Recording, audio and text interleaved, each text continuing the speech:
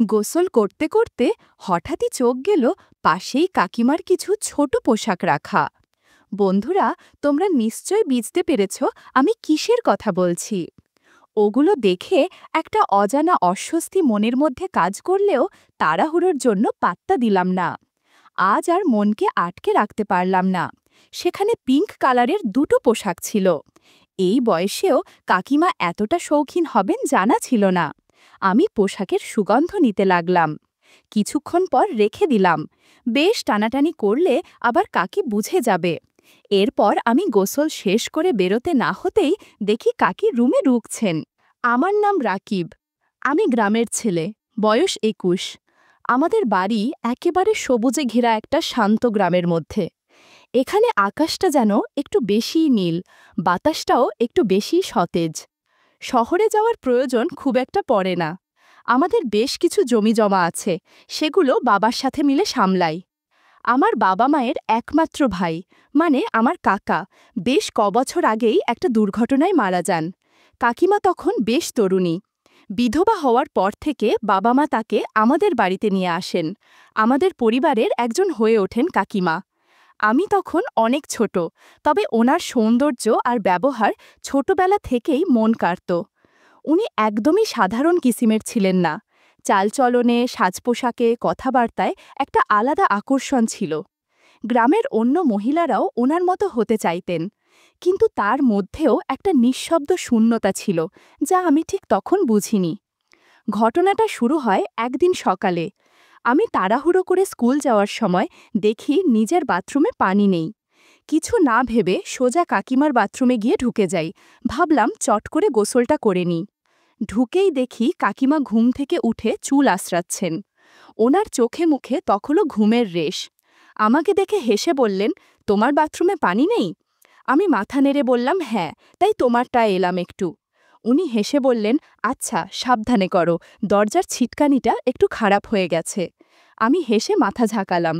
গোসল করতে করতে হঠাৎই চোখ গেল পাশেই কাকিমার কিছু ছোট পোশাক রাখা। বন্ধুরা, তোমরা নিশ্চয়ই বুঝতে পেরেছ আমি কিসের কথা বলছি। ওগুলো দেখে একটা অজানা অস্বস্তি মনের মধ্যে কাজ করলেও তাড়াহুড়োর জন্য পাত্তা দিলাম না। কিছুক্ষণ পর বেরিয়ে এসে দেখি কাকিমা একটা নাইট ড্রেস পরে চুপচাপ বসে আছেন বারান্দায়, চুল আঁচড়াচ্ছেন, চোখে মুখে শান্তির ছোঁয়া। এমনভাবে কখনো দেখিনি তাকে আগে। মনে হলো যেন চেনা একটা মানুষকে নতুন চোখে দেখছি। বয়স তখন খুব বেশি হয়নি তার, তবে শরীরে কিছুটা ভারী ভাব এসে গেছে, যা তাকে আরও বেশি আত্মবিশ্বাসী ও আকর্ষণীয় করে তুলেছিল।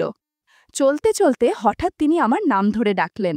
আমি কাছে গিয়ে বসতেই বললেন, তুমি আমাকে যদি বন্ধু ভেবে কিছু বলতে চাও, নিশ্চিন্তে বলতে পারো, অপ্রয়োজনীয় সংকোচ করার কিছু নেই। ওনার কথায় যেন মনটা শান্ত হয়ে গেল। সেদিন রাতে আমি ঘুমাতে পারলাম না। বারবার ওনার কথাগুলো মনে পড়ছিল। মনে হচ্ছিল উনি যেন অনেক দিন পর কারোর সঙ্গে একটু খোলামেলা কথা বলতে চাইলেন। রাত তখন প্রায় ২টো। আমি আস্তে করে উঠে পড়লাম। নিজের অজান্তেই পা চলল কাকিমার রুমের দিকে।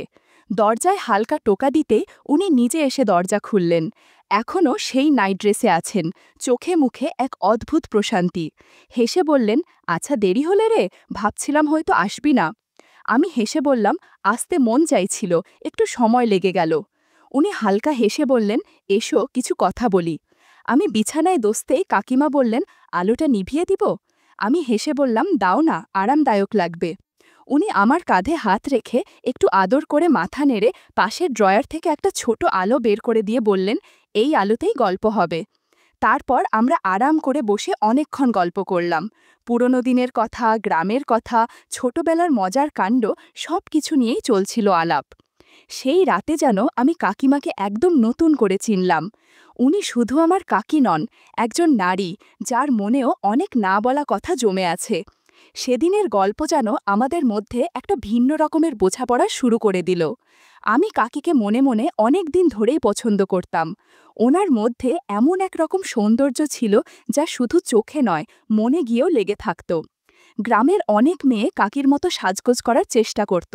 ওনার কথা বলার ভঙ্গি, হাঁটার ধরন, সব কেমন যেন মোহময়। প্রায়ই কাকির সঙ্গে আমার গল্প হতো। অনেক সময় হালকা মজা করে বিয়ে শাদী নিয়েও কথা উঠত। কাকার বিয়ের দিনটার কথা আজও মনে আছে।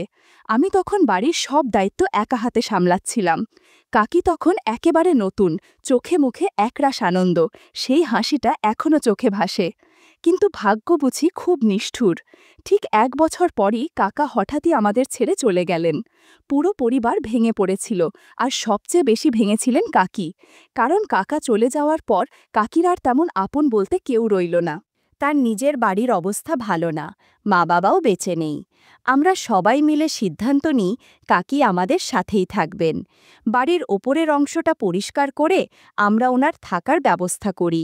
আমি নিজে হাতে ওনার ঘরের দরজা, জানালা, খাটপত্র, জামাকাপড় সব গুছিয়ে দিলাম, যাতে ওনার কোনো অসুবিধে না হয়। উনি নতুন করে একটু একটু করে আবার নিজেকে গুছিয়ে নিতে শুরু করলেন। আমি চেষ্টা করতাম ওনাকে সবসময় হাসি খুশি রাখতে। কাকি এখন আমাদের বাড়ির ওপর তলায় থাকেন, আর ওনার হাসিমুখ আবার ধীরে ধীরে ফিরে আসছে, এই দেখেই আমাদের সবচেয়ে বেশি ভালো লাগে। মাঝে মাঝে মনে হয় কাকা চলে যাওয়ার পরও কাকি কিভাবে এতটা ধৈর্য ধরে নিজেকে সামলে নেন, এটা ভাবতেই আমার বুক ভরে যায়। আমি জানি একা থাকা কতটা কঠিন, তাই ওনার পাশে থাকার চেষ্টা করি সবসময়। একদিন সকালে আমি গোসলের জন্য তৈরি হচ্ছি, হঠাৎ দেখি আমাদের বাথরুমে পানি নেই। কিন্তু আমাকে কাজেও যেতে হবে, গোসল করাটা জরুরি। তখন মনে পড়ল কাকির বাথরুমে তো সবসময় পানি থাকে। আমি ওনার ঘরের সামনে গিয়ে বললাম, কাকি, আমাদের বাথরুমে পানি নেই, তোমার বাথরুমটা একটু ব্যবহার করতে পারি? উনি হেসে বললেন, অবশ্যই পারো, কোনো সমস্যা নেই। আমি তোয়ালে নিয়ে ভেতরে ঢুকে দরজাটা সাবধানে টেনে দিলাম, কারণ ছিটকানি কিছুটা নষ্ট। তাড়াতাড়ি করে গোসল করে নিচ্ছিলাম, যাতে কেউ ভুল করে না ঢুকে পড়ে। আজকেও খেয়াল করলাম কাকির সেই পোশাক রাখা। হয়তো তিনি আগে ঢুকতে চেয়েছিলেন, কিছু আমি ঢুকে পড়েছি। আজ আর মনকে আটকে রাখতে পারলাম না। সেখানে পিঙ্ক কালারের 2টো পোশাক ছিল। এই বয়সেও কাকিমা এতটা শৌখিন হবেন জানা ছিল না। আমি পোশাকের সুগন্ধ নিতে লাগলাম। কিছুক্ষণ পর রেখে দিলাম, বেশ টানাটানি করলে আবার কাকি বুঝে যাবে। এরপর আমি গোসল শেষ করে বেরোতে না হতেই দেখি কাকি রুমে ঢুকছেন। আমি একটু অপ্রস্তুত হয়ে গেলাম, কিন্তু কাকি হেসে বললেন, আরে, এমন লজ্জার কিছু নেই, তুমি তো আমার সন্তান সম। উনার মুখে ছিল একরকম মায়া ভরা শান্তি, আর চোখে একটা হালকা বিষণ্ণতার ছাপ। আমি বললাম, আপনি দুঃখ করবেন না কাকি, আমরা সবাই আপনার সঙ্গে আছি। উনি ধীরে ধীরে আমার হাতটা ধরে পাশে বসালেন, বললেন, তুমি আমার খুব আপন, তুমিই তো এখন আমার সবচেয়ে কাছের মানুষ। কাকির মুখে ও কথাগুলো শুনে মনে হলো আমি শুধু কেউ একজন না, উনার একাকিত্বের পাশে দাঁড়ানো একজন আপন, যাকে উনি বিশ্বাস করেন, নির্ভর করেন। তখন বুঝলাম সম্পর্ক সবসময় রক্তের হয় না, অনেক সময় ভালোবাসা থেকেই আসে কাছের মানুষ। আমি তখনও কাকির পাশে তোয়ালে জড়ানো অবস্থায় বসেছিলাম।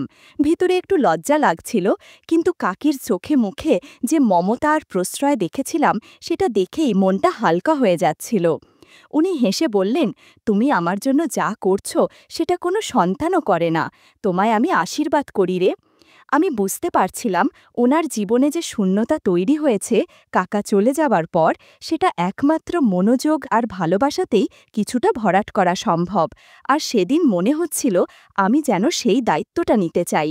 ঠিক তখনই কাকি বললেন, রাতে একটু আমার ঘরে এসো না, গল্প করব, ঘুম আসেই না এখন আর। আমি হেসে বললাম, আচ্ছা কাকি, আসব। মুখে সাদামাটা উত্তর দিলেও ভেতরে একরকম অস্বস্তি হচ্ছিল। এই ধরনের পরিস্থিতিতে আগে কখনো পড়িনি। ভাবছিলাম, কি হবে যদি আমি যাই, আবার কি হবে না গেলে। মন যেন দ্বিধায় জর্জরিত হয়ে পড়েছিল। এর মধ্যেই হঠাৎ করে কিছু অতিথি চলে এলেন বাড়িতে। আমার কাকাতো বোন বিনিতা, বয়সে আমার চেয়ে কিছুটা বড়, সুন্দরী আর খুব আধুনিক। সে এসেছিল কাকির কাছে ফ্যাশন টিপস নিতে। আমার একটু ভালোই লাগছিল, ভাবছিলাম রাতের সেই অস্বস্তিকর ডাকটা হয়তো এড়িয়ে যাওয়া যাবে। কিন্তু হঠাৎ কাকি বললেন, বিনিতা, তুমি বরং আমাকে কিছু সাজের পরামর্শ দাও। আমি কাকির মুখের দিকে তাকিয়ে একটু অবাক হয়ে গেলাম। যিনি এতদিন অন্যকে সাজাতেন তিনি হঠাৎ আজ সাজতে চাইছেন। কথা শেষ না হতেই কাকি আমার হাতে হালকা করে ধরলেন। কেউ দেখেনি বটে, কারণ তিনি টেবিলের পাশে ছিলেন, কিন্তু আমি যেন খানিকটা চমকে গেলাম। জীবনে প্রথমবার এমনভাবে কোনো মহিলা আমার দিকে এগিয়ে এসেছেন। আমি ঠিক বুঝতে পারছিলাম না কিভাবে রিয়্যাক্ট করব। পরিস্থিতি আরও অস্বস্তিকর হয়ে ওঠার আগেই আমি নিজেকে সরিয়ে নিয়ে ওয়াশরুমে চলে গেলাম। বাবা মা তখন বাড়িতে ছিলেন না, অন্য একটা আত্মীয়র বিয়েতে গিয়েছিলেন, তাই বাড়িতে একটু নির্জনতাও ছিল। ওয়াশরুমে বসে ভাবছিলাম কিভাবে পুরো ব্যাপারটা বুঝব। হঠাৎ বাইরে কাকির কণ্ঠ শুনতে পেলাম। উনি আমার কাজিনদের সঙ্গে গল্প করছিলেন, একদম স্বাভাবিক ভঙ্গিতে, যেন কিছুই ঘটেনি। তখন কাকি বলছিলেন, আমার যৌবনের সময়টুকু তো একরকম হারিয়েই গেল, কপালটা হয়তো এমনি ছিল। ওনার কথায় একটা চাপা কষ্ট ছিল। আর কাজিন বলছিল, কাকিমা, জীবনের পথ তো এখনো শেষ হয়নি, তোমার জন্য ভালো কাউকে পেলে আবার নতুন করে শুরু করতে পারো। সেই কথাগুলো শুনে আমি গভীর চিন্তায় পড়ে গেলাম। বুঝলাম কাকির ভেতরে অনেক না বলা কথা জমে আছে, আর তার আচরণের পেছনেও হয়তো এমন কিছু কারণ রয়েছে যেগুলো আমি আগে ভাবিনি। সকালে বাবা মা বাড়ি ফিরে এলেন, কিন্তু দুপুর নাগাদ বুঝলাম বাড়িতে তখন কাকি আর আমি ছাড়া আর কেউ নেই। আমি ঘরের বাইরে এসে দেখি কাকি লাল রঙের একটা হালকা জামা পরে বসে আছেন। তাকে দেখতে খুব সুন্দর লাগছিল, চোখ ফেরানো কঠিন ছিল। আমি কিছুক্ষণ দাঁড়িয়ে ওনার দিকে চেয়ে রইলাম। হঠাৎ কাকি হেসে জিজ্ঞেস করলেন, "কি রে, এমন করে তাকিয়ে আছিস কেন?" আমি থমকে গিয়ে বললাম, "না কাকি, কিছু না, শুধু আপনার কথা ভাবছিলাম।" কিছুক্ষণের নীরবতার পর কাকি আমার হাতটা ধরে ফেললেন। আমার হাত ঘেমে উঠল, বুঝতেই পারছিলাম না এখন কি করবেন উনি। আমি একটু গলা শুকিয়ে বললাম, "কাকি প্লিজ এমন কিছু করবেন না, আমি তো আপনার অনেক ছোট, আর এখন তো কাকাও নেই।" উনি চুপচাপ ছিলেন, মুখে একটুখানি হাসি ফুটেছিল, কেমন যেন এক রহস্যময় শান্তি। কাকি, মানে কবিতা কাকি, মাঝে মাঝে আমার নাম ধরে ডাকতেন। সেই ডাকটা যেন বুকের মধ্যে কেমন এক রেশ ফেলে যেত। কিন্তু আজকের আচরণটা কেন এমন ছিল সেটা এখনও আমি বুঝে উঠতে পারিনি। কিছুক্ষণ পর কাকি নিজের ঘরে চলে গেলেন, কিন্তু সেদিন মনটা খুব ভালো লাগছিল। মনে হচ্ছিল কাকির সাথে আমার এক অদ্ভুত কাছের সম্পর্ক তৈরি হয়েছে, যেটা শুধু আমরা দুজনেই বুঝি। পরদিন বাবা মা ফিরে এলেন। জানতাম এবার আর কাকির সাথে আগের মতো একা সময় কাটানো যাবে না। তবুও দিনগুলো চলছিল, কিন্তু আমি খেয়াল করতাম কাকির মধ্যে এক ধরনের পরিবর্তন এসেছে।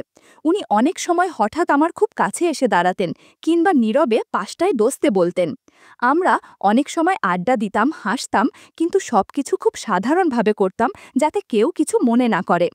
একদিন একটা ঘটনার কথা আজও মনে পড়ে। আমি ঘরে ছিলাম, বাবা বললেন কাকিকে ডাকতে। আমি অপেক্ষা করছিলাম, সবাই বাইরে গিয়েছিল, শুধু আমি আর কাকি ঘরে। কাকি সেদিন একটা হালকা রঙের কুর্তি পরেছিলেন, যেটা ওকে খুব মানিয়েছিল। আমি তাকিয়েছিলাম। উনি হাসি মুখে বললেন, রাকিব, আজ আমি খুব খুশি, জানো, কখনো কখনো মনে হয় তুমি আমার খুব কাছের কেউ। আমি একটু চুপ করেছিলাম, তারপর হেসে বললাম, আপনাকে এমন হাসি মুখে দেখলে আমারও ভালো লাগে। তারপর উনি ফ্রেশ হয়ে এসে জিজ্ঞেস করলেন, কেমন লাগছে আমাকে? আমি বিনা দ্বিধায় বললাম, খুব সুন্দর লাগছে আজ আপনাকে। সেদিন আমরা অনেকক্ষণ গল্প করেছিলাম। সেই মুহূর্তগুলো আমার মনে গেঁথে গেছে। মনে হয় যেন কাকিকে সবসময় এভাবেই পাশে পেতে চাই। একদিন কাকির বোন বলল, ওর স্বামী গাড়ি চালাতে পারে না, তাই আমাকে যেতে হবে হোটেল পর্যন্ত। মা বললেন, রাকিব কেন যাবে? আমি বললাম, আমি আর কাকি একসাথে গেলে ভালো হয়। মা রাজি হয়ে গেলেন। আমরা একসাথে হোটেলে গিয়ে উঠলাম। আলাদা রুম ছিল আমাদের সবার। কিন্তু আমি লক্ষ্য করলাম কাকি একটু চিন্তিত। তাকে এমন দেখে মনটা খারাপ হয়ে গেল। আমি হেসে বললাম, চলুন একটা মুভি দেখি, মন হালকা হবে। আমরা একসাথে একটা ইংলিশ মুভি দেখতে বসেছিলাম।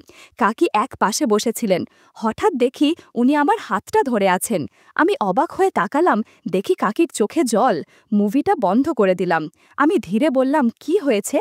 কাকি চোখ মুছে বললেন, তোমার কাকাকে খুব মিস করছি। আমি তার দিকে এগিয়ে গিয়ে বললাম, আমি আছি আপনার পাশে, কখনো আপনাকে একা লাগবে না। কাকি শুধু মাথা নাড়লেন, আর আমি অনুভব করলাম এই মুহূর্তগুলো আমাদের মনে থাকবেই চিরকাল। আমরা গ্রামের বাড়িতে ফিরে এলে মা খুব খুশি হলেন, বিশেষ করে কাকিকে দেখে তার মুখে প্রশান্তির ছাপ ফুটে উঠল। মা মনে করেছিলেন কাকিকে পাশে রাখা মানে পরিবারে ভালোবাসা ও সুরক্ষা বজায় রাখা। দিনগুলো কেটে যাচ্ছিল। আমার মুখে সবসময় একরকমের হাসি লেগেই থাকত। বন্ধুরা অনেকেই আমাকে দেখে মজা করত, বলতো, এই ছেলে আজকাল এমন খুশি কেন? কিন্তু আমি কাউকেই বলিনি আসল কারণটা। আমার দিনগুলো কেটে যাচ্ছিল কাকির সাথে গল্প করে, একসাথে রান্না করে, কিংবা কেবল পাশে বসে থেকে। আমি বুঝতে পারতাম কাকি যতই স্বাভাবিক থাকার চেষ্টা করুক, তার মনে একটা শূন্যতা রয়ে গেছে। কাকা চলে যাওয়ার পর এই ঘর, এই জীবন সবই তার কাছে যেন নিঃসঙ্গ হয়ে পড়েছিল।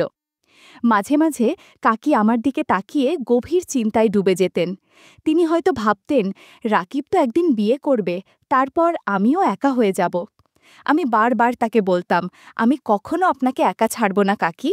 কিন্তু তিনি হেসে বলতেন, তুই আমার অনেক ভালোবাসার মানুষ, কিন্তু তোরও তো জীবন আছে রে, তুই বিয়ে কর, পরিবার গড়। একদিন কাকির নিজের হাতে আমার জন্য এক মেয়ে খুঁজে আনলেন। আমি প্রথমে রাজি হইনি। কাকির মুখে আমি অনেক কষ্ট দেখতে পেয়েছিলাম, কিন্তু তিনি হেসে বললেন, আমার মতো একা থেকে যেন তোকে কাটাতে না হয়। আমি তখন বুঝেছিলাম তার ভালোবাসার গভীরতাটুকু ঠিক কতটা নিঃস্বার্থ। আমার বিয়ে হলো, স্ত্রী ভালো, শিক্ষিতা, সুন্দরী, কিন্তু আমি বুঝতাম যে শান্তি কাকির সান্নিধ্যে পেয়েছি তা জীবনের আর কোথাও পাইনি। তবুও আমি সংসার চালাতে চেষ্টা করছিলাম। কিছুদিন পর একদিন এমন একটা পরিস্থিতি তৈরি হলো, যেখানে আমার স্ত্রী কাকির প্রতি আমার অতিরিক্ত যত্ন ও আবেগ দেখে ভুল বুঝে ফেলল। আমি অনেক বোঝানোর চেষ্টা করলাম যে আমরা শুধু একে অপরের মানসিক ভরসা, কিন্তু সে বিশ্বাস করতে পারল না। সে চলে গেল। পরিস্থিতি আরও খারাপ হলো যখন বাবা মাও জানতে পারলেন। তারা কাকিকে ভুল বুঝলেন, বললেন, ওকে এই বাড়িতে আর রাখা যাবে না। আমি চুপ করে সব শুনলাম। এরপর সিদ্ধান্ত নিলাম, এই বাড়ি যদি এমন নিষ্ঠুর হয়, তবে আমি আমার শ্রদ্ধার মানুষটার পাশে থাকব। আমি কাকির সাথে আলাদা হয়ে গেলাম। শেষ পর্যন্ত আমি কাকিকে আমার জীবন সঙ্গী করে নিলাম। কাকি বিধবা ছিলেন, কিন্তু তারও তো জীবন আছে, নিজের মতো করে বাঁচার অধিকার আছে।